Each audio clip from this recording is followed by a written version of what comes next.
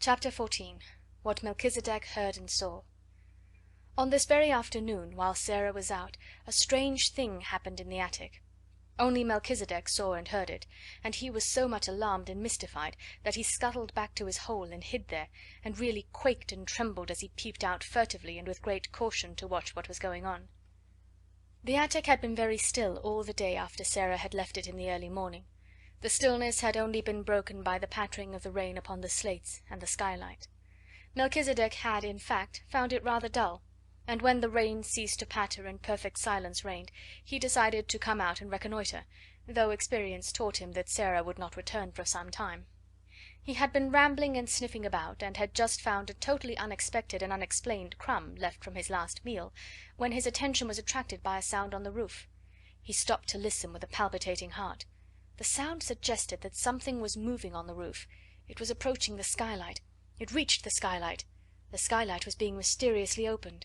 A dark face peered into the attic, then another appeared behind it, and both looked in with signs of caution and interest. Two men were outside on the roof, and were making silent preparations to enter through the skylight itself. One was Lamdas, and the other was a young man who was the Indian gentleman's secretary. But of course Melchizedek did not know this. He only knew that the men were invading the silence and privacy of the attic, and as the one with the dark face let himself down through the aperture with such lightness and dexterity that he did not make the slightest sound, Melchizedek turned tail and fled precipitately back to his hole. He was frightened to death. He had ceased to be timid with Sarah, and knew she would never throw anything but crumbs, and would never make any sound other than the soft, low, coaxing whistle, but strange men were dangerous things to remain near. He lay close and flat near the entrance of his home, just managing to peep through the crack with a bright, alarmed eye. How much he understood of the talk he heard I am not in the least able to say, but even if he had understood it all, he would probably have remained greatly mystified. The secretary, who was light and young, slipped through the skylight as noiselessly as Lambdas had done, and he caught a last glimpse of Melchizedek's vanishing tail. "Was that a rat?"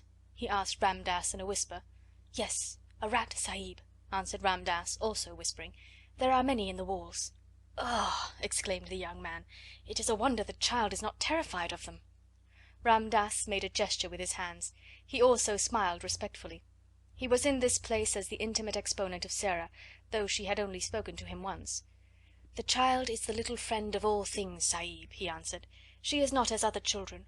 I see her when she does not see me. I slip across the slates and look at her many nights to see that she is safe. I watch her from my window when she does not know I am near. She stands on the table there and looks out at the sky as if it spoke to her. The sparrows come at her call. The rat she has fed and tamed in her loneliness. The poor slave of the house comes to her for comfort. There is a little child who comes to her in secret. There is one older who worships her, and would listen to her forever if she might. This I have seen when I have crept across the roof. By the mistress of the house, who is an evil woman, she is treated like a pariah, but she has the bearing of a child who is of the blood of kings." "You seem to know a great deal about her," the secretary said. "All her life, each day I know," answered Lambdas. "Her going out I know, and her coming in, her sadness and her poor joys, her coldness and her hunger. I know when she is alone until midnight, learning from her books. I know when her secret friends steal to her and she is happier, as children can be, even in the midst of poverty, because they come and she may laugh and talk with them in whispers. If she were ill I should know, and I would come and serve her if it might be done. You are sure no one comes near this place but herself, and that she will not return and surprise us? She would be frightened if she found us here, and the Sahib Carrisford's plan would be spoiled." Lambdas crossed noiselessly to the door and stood close to it. "None mount here but herself, Sahib," he said. "She has gone out with her basket, and may be gone for hours. If I stand here I can hear any step before it reaches the last flight of the stairs." The secretary took a pencil and a tablet from his breast pocket. "Keep your ears open," he said, and he began to walk slowly and softly round the miserable little room, making rapid notes on his tablet as he looked at things. First he went to the narrow bed. He pressed his hand upon the mattress and uttered an exclamation. "As hard as stone," he said. "That will have to be altered some day when she is out. A special journey can be made to bring it across. It cannot be done tonight." He lifted the covering and examined the one thin pillow. "Coverlet dingy and worn, blanket thin, sheets patched and ragged," he said. "What a bed for a child to sleep in, and in a house which calls itself respectable. There has not been a fire in that grate for many a day," glancing at the rusty fireplace. "Never since I have seen it," said Ramdas. "The mistress of the house is not one who remembers that another than herself may be cold." The secretary was writing quickly on his tablet. He looked up from it as he tore off a leaf and slipped it into his breast pocket. "It is a strange way of doing the thing," he said. "Who planned it?" Ramdas made a modestly apologetic obeisance. "It is true that the first thought was mine, Sahib," he said, "though it was naught but a fancy. I am fond of this child. We are both lonely. It is her way to relate her visions to her secret friends. Being sad one night, I lay close to the open skylight and listened. The vision she related told what this miserable room might be if it had comforts in it. She seemed to see it as she talked, and she grew cheered and warmed as she spoke. Then she came to this fancy, and the next day, the Sahib being ill and wretched, I told him of the thing to amuse him. It seemed then but a dream, but it pleased the Sahib. To hear of the child's doings gave him entertainment. He became interested in her, and asked questions. At last he began to please himself with the thought of making her visions real things." "You think that it can be done while she sleeps? Suppose she awakened?" suggested the secretary, and it was evident that whatsoever the plan referred to was, it had caught and pleased his fancy as well as the Sahib Carrisford's.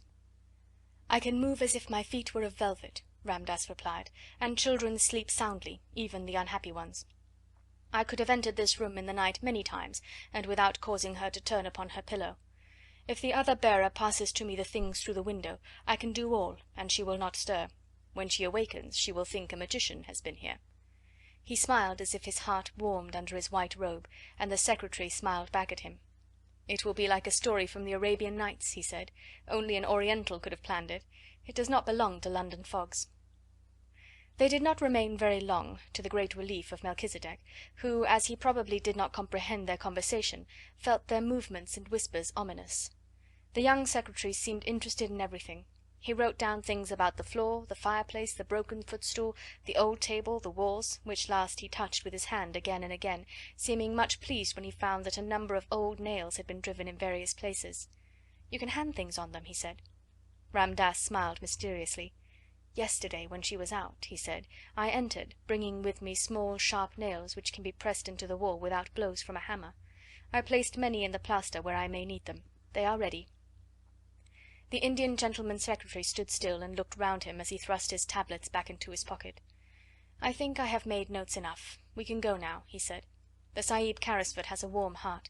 It is 1,000 pities that he has not found the lost child." "If he should find her, his strength would be restored to him," said Ramdas. "His God may lead her to him yet." Then they slipped through the skylight as noiselessly as they had entered it. And after he was quite sure they had gone, Melchisedec was greatly relieved, and in the course of a few minutes felt it safe to emerge from his hole again and scuffle about in the hope that even such alarming human beings as these might have chanced to carry crumbs in their pockets and drop one or two of them. Chapter 14.